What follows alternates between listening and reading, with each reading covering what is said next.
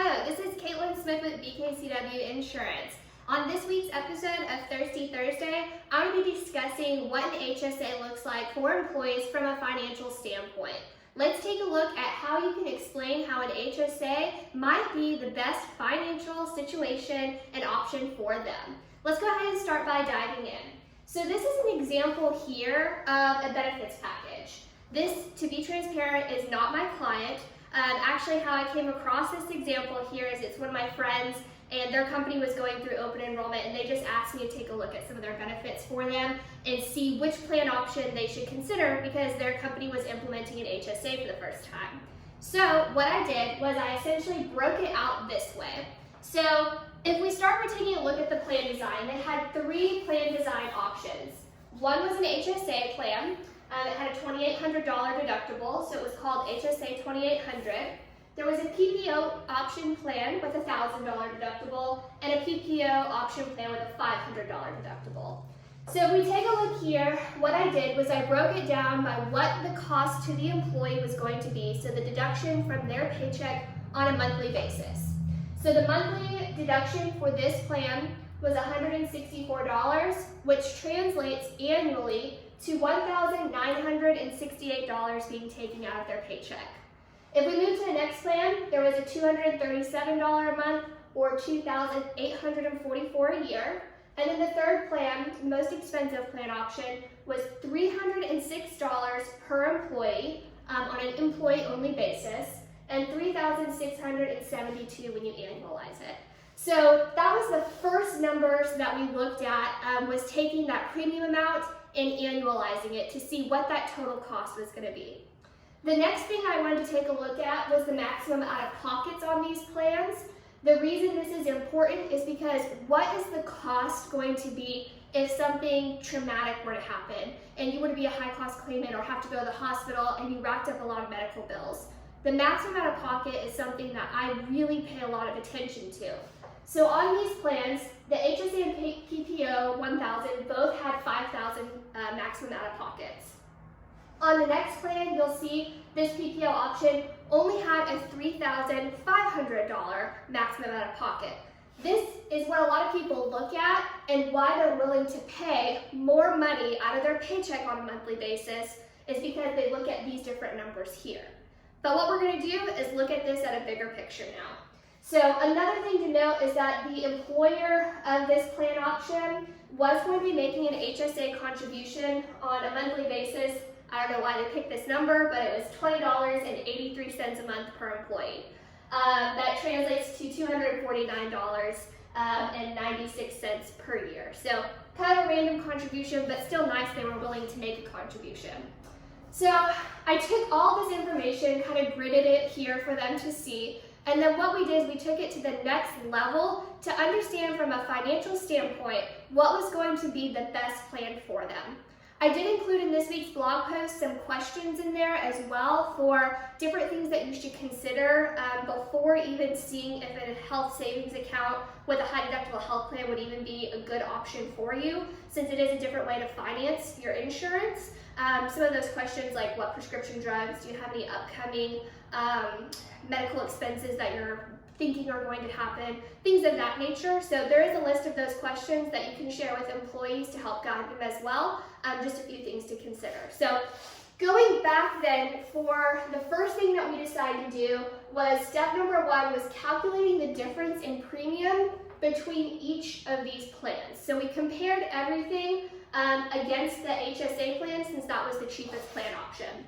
So the first thing that we do is compare the HSA versus the other, what you could almost call base or mid plan, the PPO 1000. So if we take the premium or that you're going to be paying out of your own pocket, $284, and subtract the 1968, so we go ahead and go through that,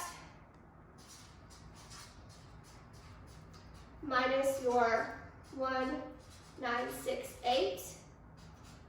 The premium difference that you're going to see here, just in premium, is $876. So this number is really impactful when you look at on an annual basis how much money you're spending in just premium to have this copay option plan. If you think about it, you could put that money coupled with the employer contribution of 24996, which calculates to $1,125 a year and 96 cents. You could be putting that much money into an HSA as opposed to the money here that's just going to premium. And this money can be used if you have to go to the doctor.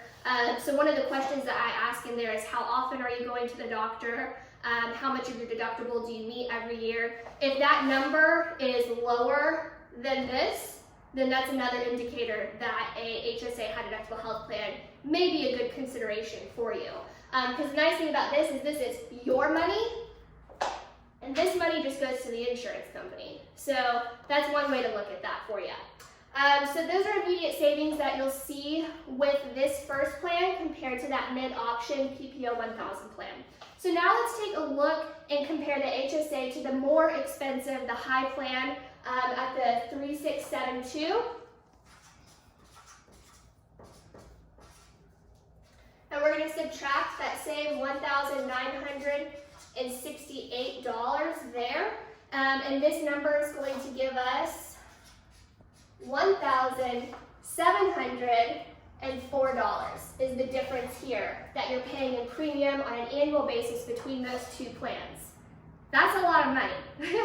So if we add that employer contribution of the 24996, if you were to put that difference into your HSA account, you would have $1,953.96 that you could spend on medical inquiries that you have. So medical, dental, vision, things that are mandated by the IRS as HSA eligible expenses. So that's quite a bit of money there again, that once again you're saving in just premium that you can spend on medical expenses if needed, or keep and roll over to next year as well. So these numbers right here are already very impactful. But let's take another look then and see what it looks like with your maximum out of pocket. So one thing with the maximum out of pocket is you may see this number here, but one of the things that you should always consider then is your true maximum out of pocket, as in how much are you paying in medical premium for that plan,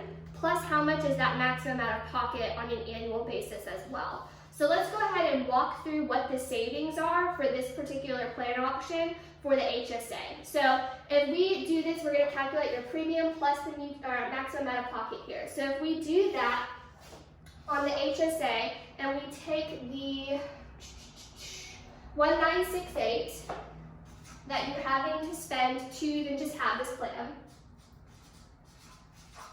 and if we add the $5,000 deductible here, that is going to equal $6,968. However, one thing that we need to consider is that your employer did make a contribution. So we're actually going to subtract that contribution because you can use that money towards your maximum out of pocket. And so your expenses are going to decrease by the $249. And that is going to give you your new true maximum out of pocket of $6,718.04. So this is the most amount for the plan in medical premium plus in-network expenses until you hit your maximum out of pocket that you would spend if something unfortunately horrible were to happen to you and you were needing to access a significant amount of medical care. So the next option we can look at here then is your PPO option plan. So once again, if we take that annualized premium of the $2,844, and if we add the $5,000 maximum out of pocket, now our true maximum out of pocket for this mid plan that you have here is actually going to be $7,844. So already significantly, more than $1,000 difference between these two plan options. So that's pretty impactful. The third plan option, which has your lowest maximum out of pocket. So you would think that you would be spending the least amount on this plan. This is actually interesting. So if we take the cost of that plan that you're paying just for premium, it's going to be $3,672 plus your $3,500 maximum out of pocket.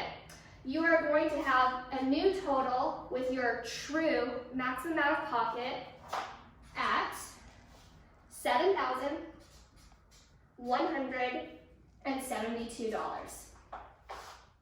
So you're paying more for a plan here that actually has a lower true maximum out of pocket than this plan. So this is a really interesting way to look at the financial aspect of a health savings account and the different plan options that you have. So when you are going through open enrollment this year, I highly recommend breaking it out and explaining that to employees.